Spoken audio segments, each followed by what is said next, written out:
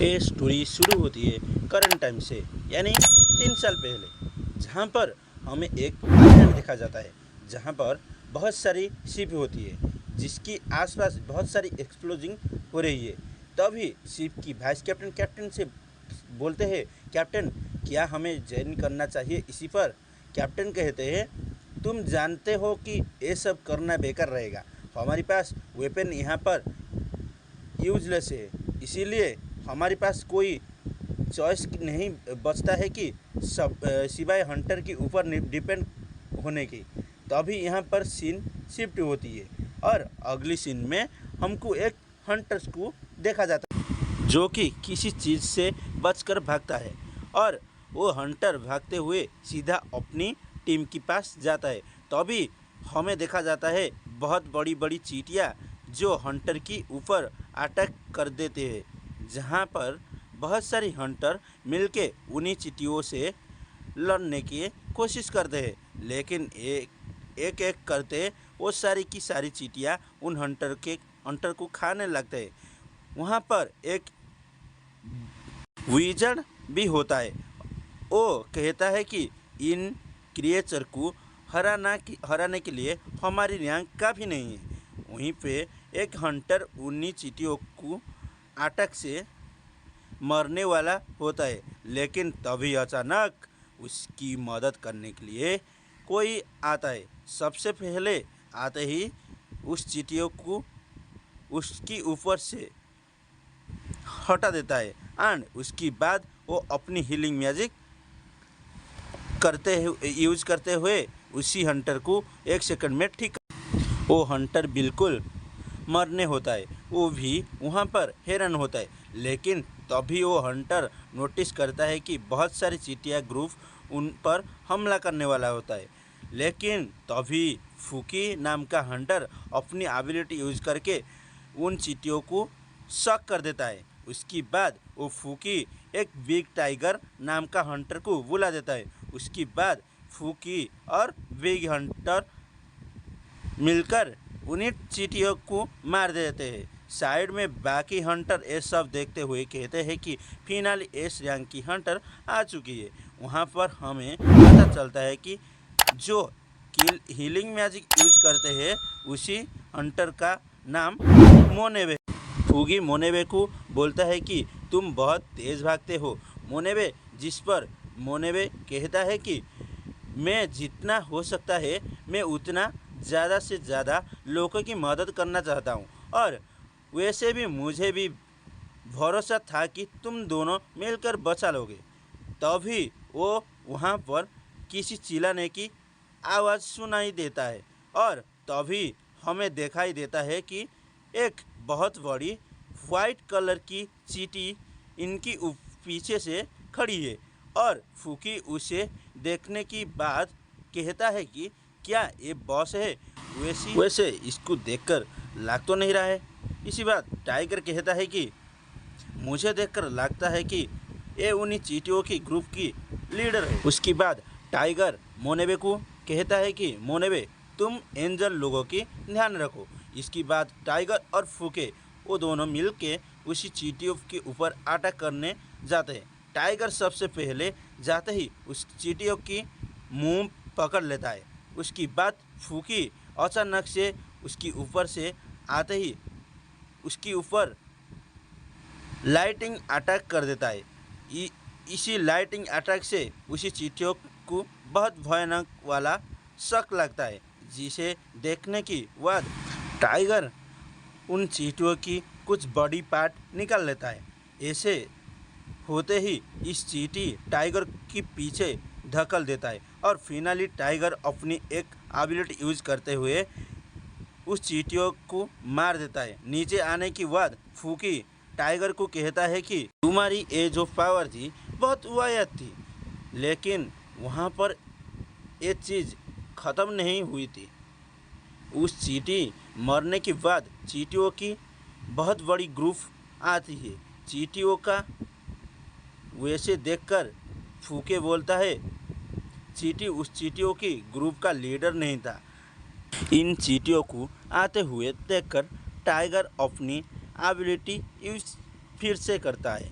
और जिसके बाद उसका बॉडी इनहेंस हो जाता है और उसकी मसल भी बड़े हो जाते हैं और फूकी अपनी लाइटिंग एबिलिटी यूज करते हैं, जिसके बाद इन दोनों की पावर कंबाइन होकर इन चींटियों की ऊपर हिट कर देता है। तभी यहाँ पर सीन शिफ्ट होता है।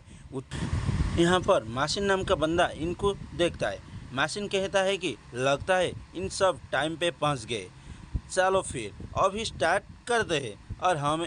और हमें यहाँ पर दिखाते हैं कि मासिन के साथ भी बहुत सारे हंटर का ग्रुप है और वाइट और लाल चींटी भी और इनके ऊपर बढ़ते हुए जा रही है, जिसके बाद मासी अपनी फायर एबिलिटी यूज करते हुए उन चींटियों के ऊपर हमला कर देता है, जिसके बाद उन चींटियों मर जाते हैं।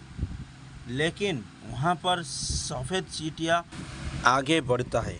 ये देखकर मासिन अपनी हंटर की टीम को आगे भेजता है। इसके बाद यहाँ पर एक नर्सन स्टार्ट होता है। ये 10 साल पहले की बात। 10 साल पहले इसी वर्ल्ड में एक गेट आ गया था जो दूसरे डायमेंशन को इसी दुनिया के साथ जोड़ता है। दूसरी तरफ बहुत सारे मॉन्स्टर थे जिन्हें आम हथियारों से मारा नहीं जा सकता। जिन लोगों ने उन मॉन्स्टर के साथ लड़ने की एबिलिटी को अवेक करा उन्हें हंटर कहा जाने लगा। हंटर के बॉडी के अंदर मैजिकल पावर होती है। उसी मैजिकल पावर की बेसिक के ऊपर एस, ए, बी, सी, डी और ई क्लास की रैंकिंग मिलती है। लेकिन कुछ लोग ये सब होते हैं जो कितने भी ट्राई कर ले उनकी एबिलिटी कभी नहीं बढ़ती है। अभी उसकी बाद कहानी 3 साल बाद की देखा जाता है, यानी प्रेजेंट डे की। वहाँ पर कंस्ट्रक्शन साइट के ऊपर एक कॉफ़ी वाला एक आदमी कॉफ़ी देते हुए कहता है, आज की रेड के लिए आपको गुड लक है।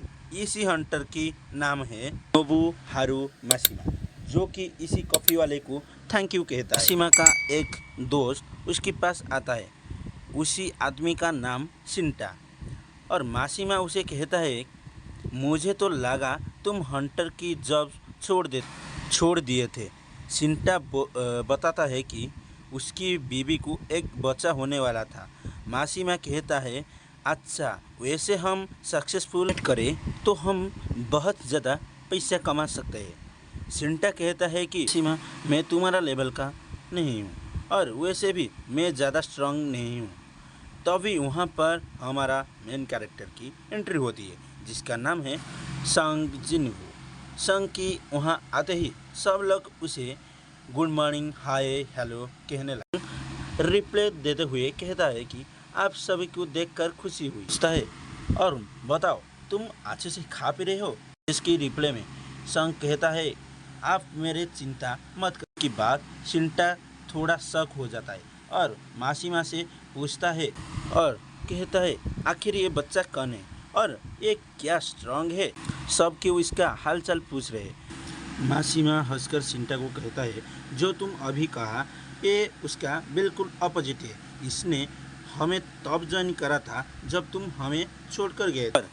सभी ने इसका एक निक नेम रखा है जो है weakest hunter of all time.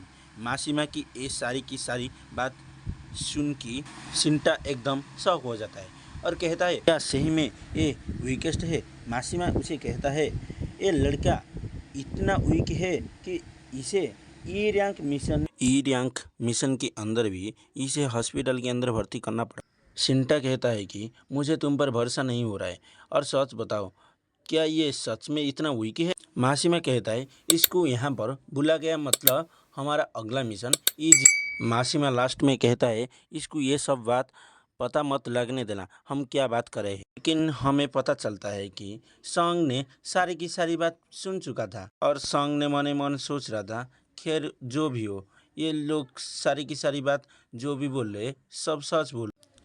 तभी वहाँ पर एक लड़की आकर संग को कहती है, जिनू तुम दोबारा से घायल हो गए। उस लड़की का नाम जू। संग जूई को देखकर बोलता है, अरे यार हम दोबारा से एक मिशन के अंदर जा रहे हैं जूही कहती है, अरे ये सब बात छोड़ो, तुम मुझे बताओ तुम्हारे चेहरे को क्या हुआ। संग कहती है, अरे कुछ नहीं, अरे वही जो होती रहती है वही हुआ। जूही संग को अपना ध्यान रखने के लिए बोल दे। उसके बाद दोनों साइड में जाकर बैठ जाते हैं, जहाँ पर जूही संग को कहती है, मैं सुना था कि तुम हॉस्पिटलाइज हुए थे।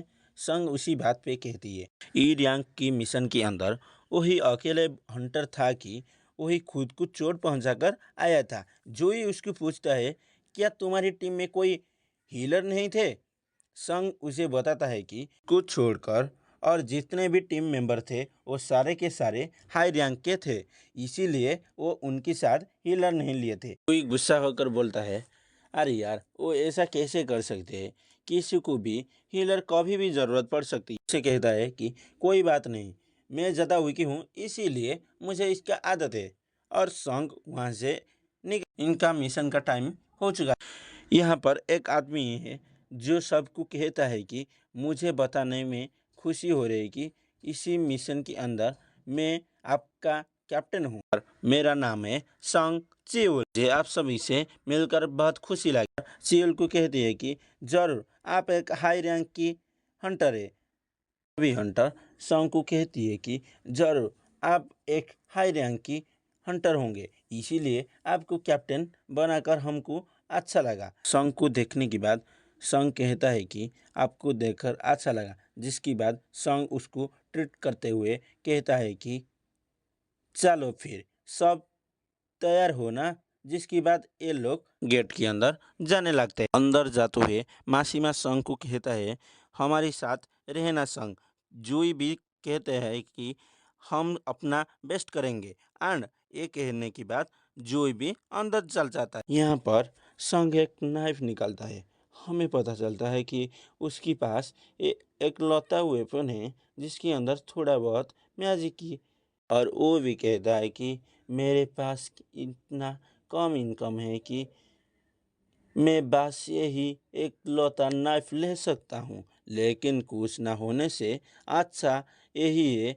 उसकी बाद वो फुल कॉन्फिडेंस के साथ अंदर घुस जाता है। अगला सीन है ऑफिस का, जहाँ पर एक आदमी अपना प्रेसिडेंट को से कहता है कि आपकी मीटिंग गवर्नमेंट के साथ कैसी हुई, जिसके ऊपर प्रेसिडेंट कहते हैं कि गवर्नमेंट वाले वो बस एक ही बात कहते हैं कि चाहते हैं कि हम लगातार डेंजन्स के अंदर जाते रहे और जितना भी चीज़ें हमें डेंजन से मिल रहे सारी की सारी उन्हें सप्लाई करता रहना चाहिए।